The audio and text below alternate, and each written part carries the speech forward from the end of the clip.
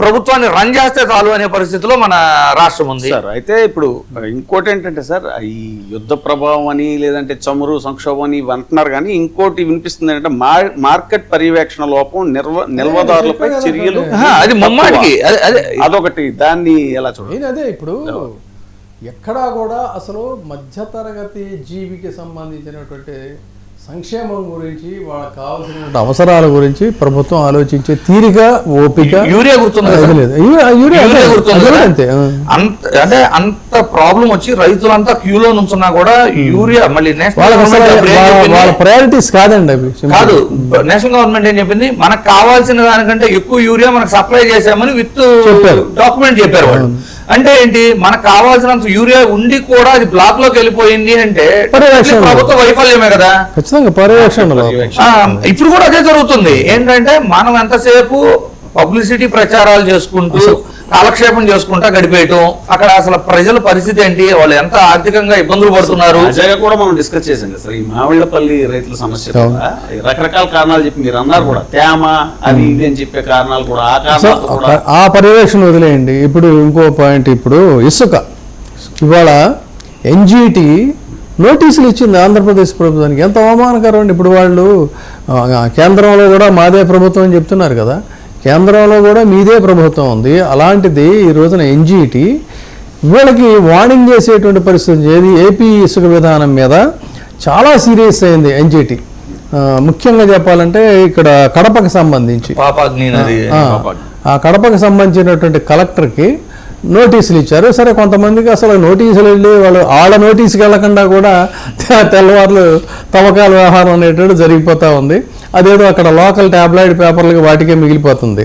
కానీ ఇక్కడ జాతీయ నేషనల్ గ్రీన్ ట్రిబ్యునల్ అనేటువంటిది చాలా క్లియర్గా వైఎస్ఆర్ కడప జిల్లాలో పెన్నా పాపాగ్ని నదుల్లో జరుగుతున్నటువంటి అక్రమ తవ్వకాలు మీద ఎన్జిటి నోటీస్కి వచ్చి వాళ్ళు చాలా సీరియస్ అయ్యి ఏంటి అసలు ఇక్కడ ఏం జరుగుతూ ఉంది అని చెప్పని మైన్స్ అధికారులకి, పొల్యూషన్ కంట్రోల్ బోర్డుకి, అదేవిధంగా అక్కడ ఉన్నటువంటి కలెక్టర్కి, వీళ్ళందరికీ కూడా ఎన్జిటి సౌత్ జోన్ అంటే చెన్నై బెంచ్ అనమాట, అక్కడ దాఖలైనటువంటి ఆరోపణల మీద పెన్నా నది, పాపాగ్ని నదుల్లో భారీ యంత్రాలతో తెల్లవారులు కూడా అనుమతులు ఉన్నా లేకపోయినా కూడా అసలు ఇంత సైజులో తీయాలనేటువంటిది కూడా పట్టించుకోకుండా చేస్తుంటే భూగర్భ జలాల మీద ఎంత తీవ్ర ప్రభావం చూపిస్తుంది. ఇది రైతుల యొక్క భవిష్యత్తు ఏమైపోతుంది, జేసీబీల తవ్వకాలు ఏంటి, అసలు ఇక్కడ ఒక పర్యవేక్షణ ఉందా, పరిపాలన ఉందా లేదా అనే దాని మీద చాలా సీరియస్ కామెంట్స్ చేసింది ఇదంతా కూడా.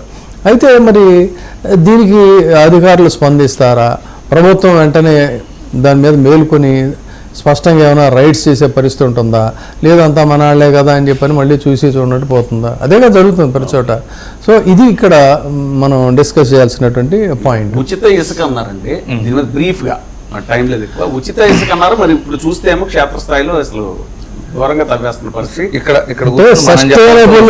Sustainable land management, sand management guide lines అని స్పష్టంగా ఉన్నాయి. అసలు వాటితో సంబంధం లేదండి వీళ్ళకి. సార్ బేసికలీ ఎప్పుడైనా కూడా నదుల్లో ఇసుక తవ్వకాలు చేయాలి అంటే కొన్ని గైడ్ లైన్స్ ఉన్నాయి. ఏంటి అంటే మిషనరీలు, జేసీబీలు పెట్టి చేయకూడదు. కరెక్ట్. తర్వాత రాత్రి వేళల్లో ఇసుక తవ్వకాలు చేయడానికి వీల్లేదు. ఇవి గైడ్ లైన్స్. ఆ గైడ్ లైన్స్ పక్కన పెట్టారు. రెండోది, అసలు ఎందుకు అని ట్రిబ్యునల్ అంటే కన్నెర్ర చేసింది అంటే బేసికలీ అర్థం చేసుకోవాల్సింది ఏంటంటే సార్, ఇప్పుడు ఇసుక తీయటం వేరు, మరలా వరదలో లేదు వాటర్ ఫ్లో వచ్చినప్పుడు ఆ ఇసుక పైనుంచి వచ్చి మళ్ళీ ఫామ్ అవ్వాలి. ఆ ఫామ్ అయ్యే పరిస్థితి లేకుండా, అంటే ఎంత తీస్తున్నాము, ఎంత ఫామ్ అయ్యే సిచ్యువేషన్ ఉంది అని ఒక ప్రణాళిక సిద్ధం చేసుకోకుండా తీయటం వల్ల ఏమైందంటే ఆ నది యొక్క ప్రవాహం కూడా మారే పరిస్థితి ఉంటుంది. దానివల్లే వరదలు, దానివల్లే మునకలు వరదలు, దానివల్లే వరదలు అవచ్చు, ముంపులు అవచ్చు, భూగర్భ జలాలు కూడా అడుగంటిపోతున్నాయి. నది యొక్క తీరే మారిపోతుంది కదా. తీరు మారినప్పుడు అక్కడ నీటి ఎద్దడి వచ్చే పరిస్థితులు ఉంటాయి.